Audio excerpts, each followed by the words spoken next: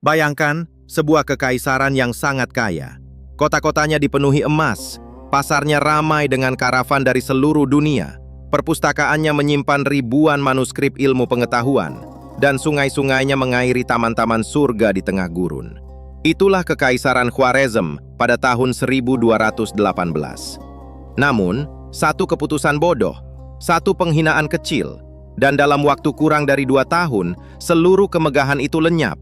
Kota-kota yang pernah menjadi pusat peradaban Islam berubah menjadi puing-puing. Jutaan orang tewas, sungai besar dialihkan untuk membanjiri ibu kota, dan seorang penguasa yang sombong harus melarikan diri hingga mati sendirian di sebuah pulau kecil dalam kondisi yang menyedihkan. Ini bukan sekedar perang biasa. Ini adalah salah satu penghancuran peradaban paling total dan paling cepat dalam sejarah manusia. Badai dari timur telah tiba. Genghis Khan dan pasukan Mongolnya datang bukan untuk menaklukkan, tapi untuk menghapus nama Khwarezm dari muka bumi. Di episode sebelumnya, kita telah menyaksikan bagaimana Temujin berubah menjadi Genghis Khan. Hari ini, kita akan melihat bagaimana mesin perang Mongol yang telah ia bangun bertemu dengan musuh paling kaya yang pernah mereka hadapi. Kita akan ungkap secara mendalam, mengapa sebuah kekaisaran sebesar Khwarezm bisa runtuh begitu cepat? Kesalahan fatal apa yang dilakukan Shah Muhammad? Bagaimana strategi jenius Genghis Khan yang membuat bahkan kota-kota besar tak berdaya? Dan perlawanan heroik putranya, Jalal ad-Din, yang hampir saja mengubah jalannya sejarah. Cerita ini penuh darah, pengkhianatan, keberanian, dan pelajaran keras tentang bahaya kesombongan kekuasaan. Jika Anda siap menyaksikan salah satu babak paling gelap dan dramatis dalam sejarah Mongol, tonton sampai habis. Karena apa yang akan terjadi setelah insiden Otrar akan mengubah wajah Asia dan dunia Islam selamanya. Setelah menyatukan seluruh suku di Mongolia pada tahun 1206, Genghis Khan menciptakan mesin perang paling efektif pada zamannya. Sistem militer desimal, meritokrasi, dan taktik perang yang fleksibel telah terbukti mematikan saat menghadapi dinasti Jin dan Sisia di Cina. Pada tahun 1218, pasukan Mongol berada di puncak kekuatan dan siap mengarahkan pandangan ke barat. Mereka bukan lagi sekadar suku nomaden, melainkan kekuatan kekaisaran yang terorganisir dengan disiplin tinggi. Namun, lawan yang akan mereka hadapi kali ini berbeda. Bukan kerajaan stepa, melainkan sebuah kekaisaran Islam yang kaya, luas, dan penuh kebanggaan. Untuk memahami mengapa penaklukan ini begitu destruktif, kita harus mengenal lebih dalam kekaisaran Khwarezm terlebih dahulu. Untuk memahami mengapa kehancuran Khwarezm begitu dramatis, kita harus terlebih dahulu melangkah mundur dan merasakan kemegahan kerajaan ini di puncak kejayaannya. Bayangkan sebuah negeri yang terletak di jantung Asia Tengah, tepat di tengah jalur sutra yang legendaris.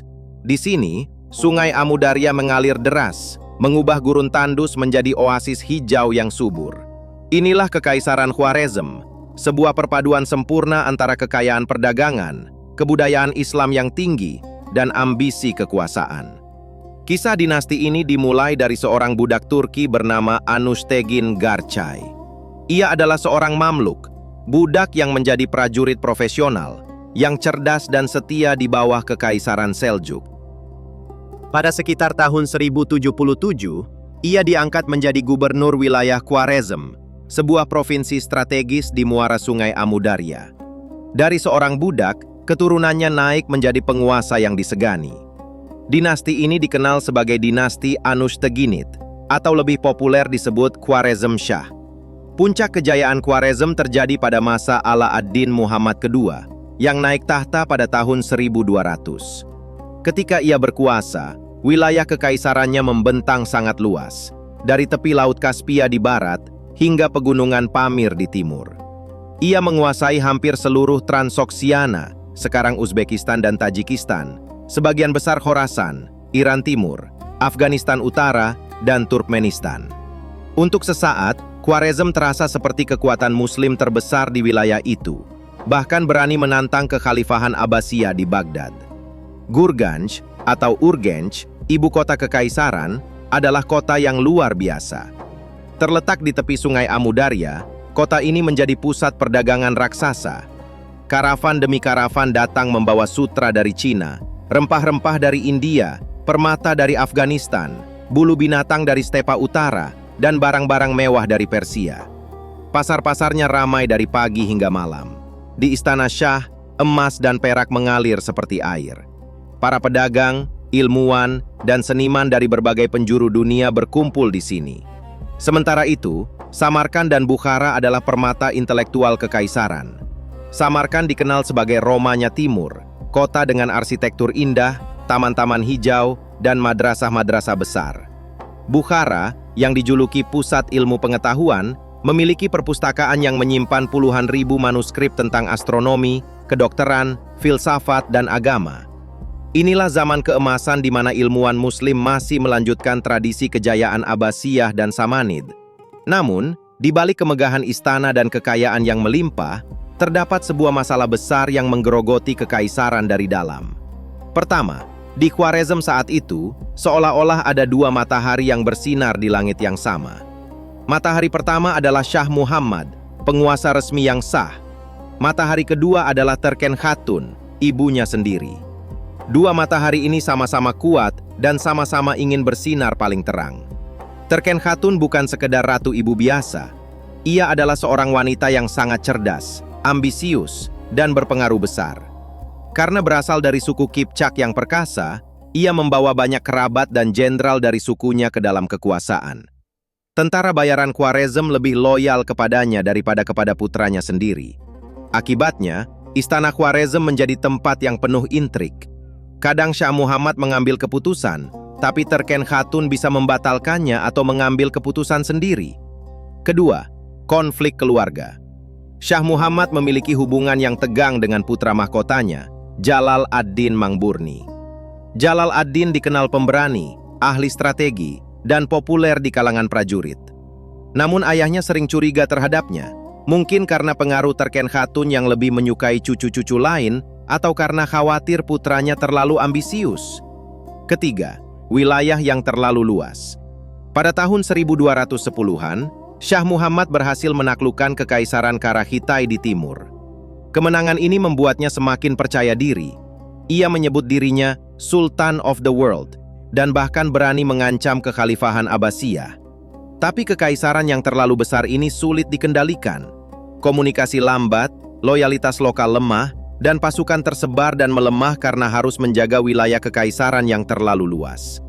Keempat, dan yang paling berbahaya, kesombongan dan kurangnya informasi.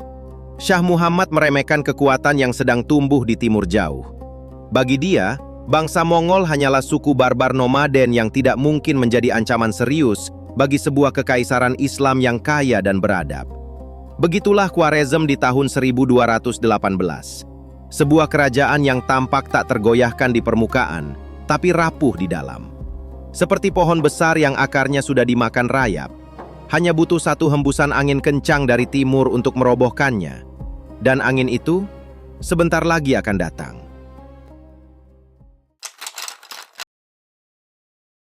Tahun 1218 menjadi titik balik yang tragis. Genghis Khan, yang ingin membuka hubungan dagang dengan dunia Islam, mengirim karavan dagang besar yang terdiri dari sekitar 450 pedagang Muslim dengan ratusan unta membawa barang-barang mewah. Sesampainya di Otrar, kota perbatasan Khwarezm, Inalchuk, gubernur Otrar yang merupakan kerabat dekat Terken Khatun, melihat kesempatan untuk memperkaya diri. Ia menuduh karavan tersebut sebagai mata-mata, menyita seluruh barang, dan memerintahkan eksekusi massal terhadap para pedagang.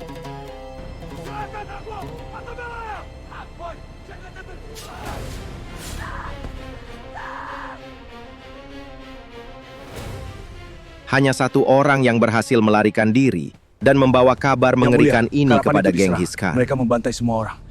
Udara mengalir di mana-mana, asap membumbung tinggi. Saya satu-satunya yang selamat untuk melaporkan ini. Genghis Khan yang marah luar biasa mengirim 3 utusan diplomatik ke Shah Muhammad. Ia menuntut Inalchuk, gubernur Otrar, diserahkan untuk dihukum, serta menuntut kompensasi atas kerugian yang disebabkan Inalchuk. Reaksi Shah sungguh fatal. Ia membunuh salah satu utusan Mongol dan mencukur janggut 2 utusan lainnya, sebuah penghinaan besar dalam budaya Mongol. Ia lalu mengusir mereka dengan pesan bahwa ia tidak takut pada suku barbar itu. Ketika kabar ini sampai ke Genghis Khan, amarahnya membara seperti api neraka. Namun, ia tidak langsung melancarkan pasukan. Sesuai kebiasaannya sebelum mengambil keputusan besar, Genghis Khan naik ke sebuah bukit yang sepi.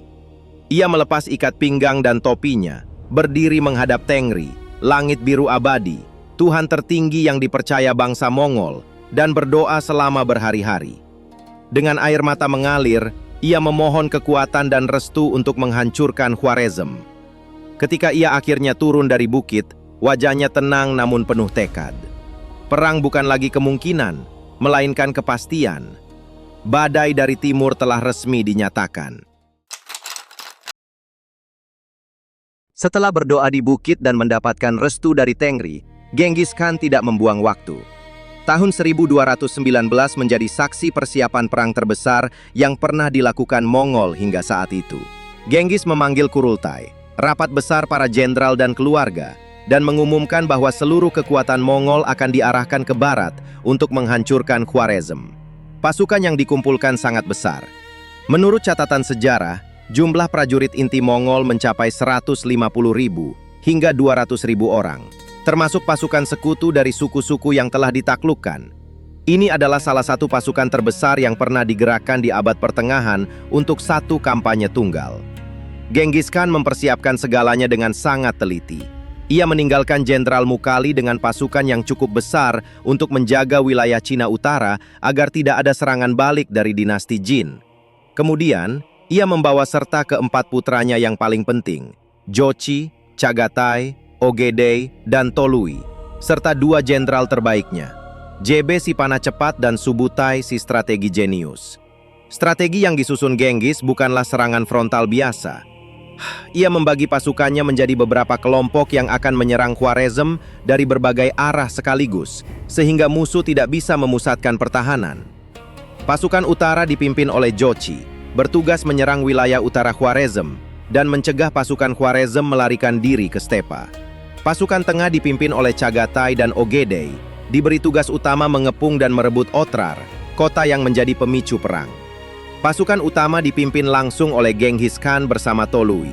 Kelompok inilah yang akan melakukan manuver paling berani.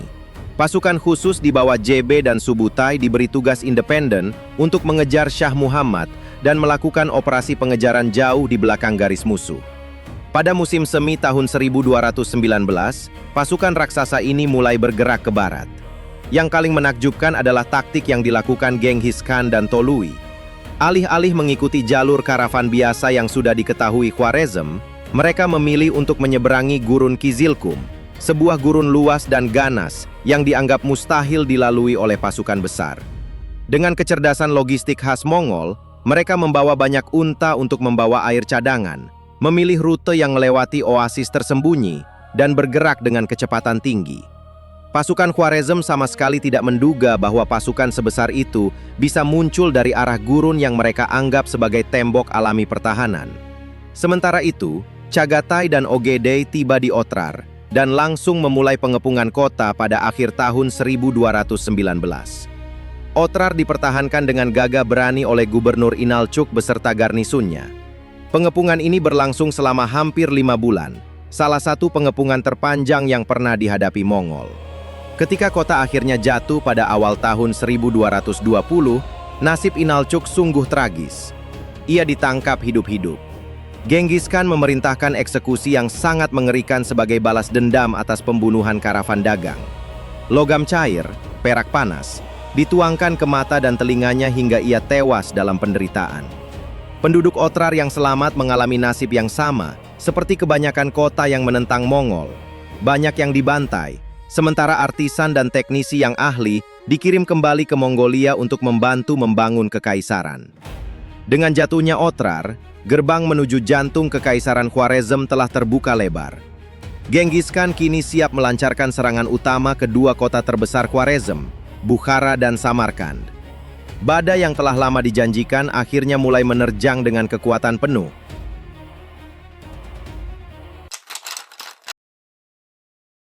Dengan jatuhnya Otrar, pintu gerbang menuju jantung Kekaisaran Khwarezm telah terbuka. Kini, Genghis Khan siap melancarkan serangan yang akan mengguncang dunia Islam. Pasukan Mongol bergerak dengan kecepatan yang mengejutkan. Pada bulan Februari 1220, Genghis Khan tiba di depan Bukhara, salah satu kota paling suci dan terkaya di Asia Tengah. Kota ini dijuluki pusat ilmu pengetahuan, dengan perpustakaan-perpustakaan megah dan ratusan madrasah. Penduduk Bukhara tidak menyangka Mongol bisa tiba secepat itu. Garnisun Khwarezm di dalam kota panik. Beberapa ribu prajurit Turki mencoba keluar kota untuk menyerang, tetapi mereka langsung dihancurkan oleh pasukan Mongol yang jauh lebih terlatih. Ketika Bukhara akhirnya menyerah, Genghis Khan memasuki kota dengan megah.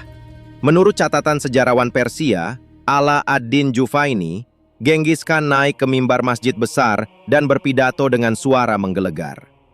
Wahai penduduk, ketahuilah bahwa aku adalah cambuk Allah yang dikirim untuk menghukum kalian karena dosa-dosa kalian. Jika kalian tidak percaya, apa yang sedang terjadi sekarang ini adalah buktinya. Kota yang pernah menjadi simbol kejayaan Islam itu dibakar. Ribuan orang tewas. Para artisan dan ahli yang berguna dikirim ke Mongolia, sementara yang lain dijadikan budak atau dibantai. Bukhara, yang selama berabad-abad menjadi pusat peradaban, kini berubah menjadi kota yang hangus dan porak-poranda. Dari Bukhara, Mongol langsung bergerak ke Samarkand, permata mahkota Kekaisaran Khwarezm. Samarkand adalah kota yang jauh lebih besar dan lebih kuat. Ia memiliki garnisun sekitar 50.000 hingga 110.000 prajurit, menurut sumber berbeda, tembok yang tebal, dan benteng yang tangguh. Shah Muhammad sendiri pernah yakin bahwa Samarkand tidak mungkin jatuh. Pengepungan Samarkand dimulai pada bulan Maret 1220. Mongol menggunakan taktik psikologis yang brilian. Mereka menggiring ribuan tawanan dari kota-kota sebelumnya di depan pasukan sebagai tameng manusia. Para pembela Samarkand melihat ribuan orang sebangsa mereka dipaksa berjalan di barisan depan Mongol. Setelah beberapa hari pertempuran sengit, para pemimpin kota memutuskan untuk menyerah dengan harapan mendapatkan ampunan. Keputusan ini fatal. Begitu Mongol menguasai kota, Genghis Khan memerintahkan pemisahan penduduk. Para prajurit Khwarezm dieksekusi secara massal, penduduk biasa dihitung, dan banyak yang dibunuh atau dijadikan budak. Hanya para artisan, arsitek, dan teknisi yang berbakat yang disisihkan untuk dibawa ke Mongolia. Dalam waktu singkat, Samarkand, kota yang pernah disebut Romanya Timur, jatuh dan dihancurkan. Sementara itu, Shah Muhammad II yang ketakutan telah melarikan diri ke barat. Genghis Khan mengirim 2 jenderal terbaiknya, JB dan Subutai, dengan 20.000 sampai 30.000 pasukan untuk mengejar Shah. 2 jenderal ini melakukan perjalanan epik yang luar biasa. Mereka mengejar Shah melintasi Iran Utara, Azerbaijan, hingga ke tepi Laut Kaspia. Shah Muhammad, yang dulu menyebut dirinya Sultan of the World, kini hidup sebagai buronan. Ia kehilangan segalanya, kekuasaan, harta, dan kehormatan. Akhirnya, pada akhir tahun 1220 atau awal 1221, Shah Muhammad meninggal dalam kesepian di sebuah pulau kecil di Laut Kaspia, diduga karena sakit paru-paru. Seorang penguasa yang pernah menguasai wilayah seluas itu, akhirnya mati seperti pengemis. Namun, kehancuran terbesar masih akan terjadi di Gurganj, Urgench, ibu kota Kekaisaran Khwarezm. Gurganj adalah kota yang sangat kaya dan strategis, terletak di tepi sungai Amu Darya. Pengepungan Gurganj dimulai pada tahun 1221 dan menjadi salah satu pengepungan paling sulit dan berdarah dalam seluruh kampanye Mongol. Pasukan Mongol dipimpin oleh putra-putra Genghis, Joki, Chagatai, dan Ogedei. Pertahanan kota dipimpin oleh para komandan Khwarezm yang fanatik. Pertempuran berlangsung berbulan-bulan dengan sangat sengit. Penduduk Gurganj bertahan mati-matian. Ketika kota akhirnya jatuh, Mongol melakukan pembalasan yang mengerikan. Mereka mengalihkan aliran sungai Amu Darya untuk membanjiri sebagian kota, menghancurkan bendungan dan sistem irigasi. Kemudian, mereka membantai penduduk secara sistematis. Menurut catatan sejarah, hampir seluruh penduduk Gurganj tewas. Sungai yang dialihkan itu kemudian meninggalkan reruntuhan kota yang tenggelam dan hancur. Dengan jatuhnya Gurganj, simbol kekuasaan Khwarezm praktis telah lenyap. Di tengah lautan kehancuran yang melanda Khwarezm, muncul satu sosok yang menjadi simbol perlawanan dan harapan terakhir, Jalal ad-Din Mangburni, putra mahkota Syah Muhammad II. Jalal ad-Din adalah kebalikan dari ayahnya. Ia pemberani, ahli strategi, dan sangat dicintai oleh para prajurit. Selama ayahnya melarikan diri, Jalal ad-Din memilih untuk melawan. Ia berhasil meloloskan diri dari Samarkand bersama sekelompok kecil pengikut setia, lalu mengumpulkan sisa-sisa pasukan Khwarezm yang tercerai-berai di wilayah Afghanistan. Pada musim semi tahun 1221, Jalal ad-Din berhasil mengumpulkan sekitar 60.000 hingga 70.000 prajurit. Ini adalah kesempatan terakhir bagi Kekaisaran Khwarezm untuk membalikkan keadaan. Klimaks perlawanan ini terjadi di pertempuran Parwan, di lembah pegunungan dekat Kabul. Pasukan Mongol yang dipimpin oleh Jenderal Sigi Kutuku dikirim untuk menghadapinya. Dalam pertempuran sengit ini, Jalal ad-Din menggunakan taktik yang cerdik. Ia memanfaatkan medan pegunungan yang sulit dan melakukan serangan mendadak. Untuk pertama kalinya dalam kampanye ini, pasukan Mongol menderita kekalahan telak di medan terbuka. Kabar kekalahan di Parwan menyebar seperti api. Genghis Khan yang sedang berada di Samarkand sangat marah. Ia berkata, "Sebuah pasukan kecil bisa mengalahkan Mongol. Ini tidak boleh dibiarkan." Genghis lalu memimpin sendiri pasukan utama untuk mengejar Jalal ad-Din. Pertempuran penentuan terjadi pada bulan November 1221 di tepi Sungai Indus, di wilayah yang sekarang menjadi Pakistan. Ini adalah salah satu pertempuran paling dramatis dalam sejarah Mongol. Jalal ad-Din hanya memiliki sekitar 30.000 pasukan yang tersisa, menghadapi pasukan Genghis Khan yang jauh lebih besar. Meski dalam posisi terdesak, Jalal ad-Din bertarung dengan keberanian luar biasa. Ia memimpin serangan dari barisan depan, memotivasi pasukannya dengan kata-kata heroik. Ketika pertempuran sudah tidak mungkin dimenangkan lagi, Jalal ad-Din melakukan aksi legendaris yang masih dikenang hingga hari ini. Ia memutar kudanya ke arah Sungai Indus yang deras dan dalam, melepas baju besinya, mengangkat panji perang Khwarezm tinggi-tinggi, lalu melompat bersama kudanya ke dalam sungai. Ribuan prajuritnya yang masih hidup mengikuti tindakannya. Banyak yang tenggelam, tapi Jalal ad-Din berhasil menyeberang ke sisi lain dan meloloskan diri ke India. Meski Jalal ad-Din berhasil lolos, Kekaisaran Khwarezm sudah tidak bisa diselamatkan. Mongol melanjutkan pembalasan yang mengerikan di wilayah Khorasan. Kota-kota besar seperti Merv, Nishapur, dan Herat dihancurkan dengan tingkat kekejaman yang ekstrim.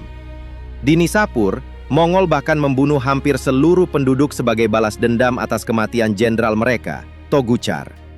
Dalam waktu kurang dari 2 tahun, Kekaisaran Khwarezm yang pernah sangat makmur dan luas, hampir sepenuhnya lenyap dari peta. Sistem irigasi yang telah dibangun selama berabad-abad hancur, ladang-ladang subur berubah menjadi gurun, dan jutaan orang tewas atau menjadi pengungsi. Jalal ad-Din sendiri terus melanjutkan perlawanan gerilya selama beberapa tahun di India, Persia, dan Kaukasus. Ia menjadi pahlawan bagi banyak orang Muslim yang melihatnya sebagai satu-satunya pemimpin yang berani melawan Mongol. Namun, pada tahun 1231, ia akhirnya terbunuh oleh seorang pembunuh bayaran di Kurdistan, mengakhiri garis dinasti Khwarezm Shah secara tragis. Penaklukan Khwarezm membuka pintu bagi Mongol untuk menyerang dunia Islam lebih dalam, yang kemudian berpuncak pada kehancuran Baghdad tahun 1258. Dampaknya sangat besar. Jutaan orang tewas, sistem irigasi hancur, wilayah-wilayah subur berubah menjadi gurun, dan trauma yang mendalam di dunia Muslim. Namun di balik segala kehancuran itu, ada sebuah dampak jangka panjang yang tak terduga. Penaklukan Mongol memaksa terbukanya jalur sutra secara lebih luas dan aman, di bawah apa yang di sejarawan sebut sebagai Pax Mongolica, perdamaian Mongol. Untuk pertama kalinya dalam sejarah, seorang pedagang bisa bepergian dari Cina hingga Persia dengan kondisi yang relatif aman, tanpa harus melewati puluhan kerajaan kecil yang saling bermusuhan. Kisah ini mengingatkan kita betapa rapuhnya sebuah peradaban ketika dipimpin oleh pemimpin yang sombong dan gagal memahami ancaman baru. Terima kasih telah menyaksikan video panjang ini. Jika Anda menyukai seri ini, like, subscribe, dan tinggalkan komentar.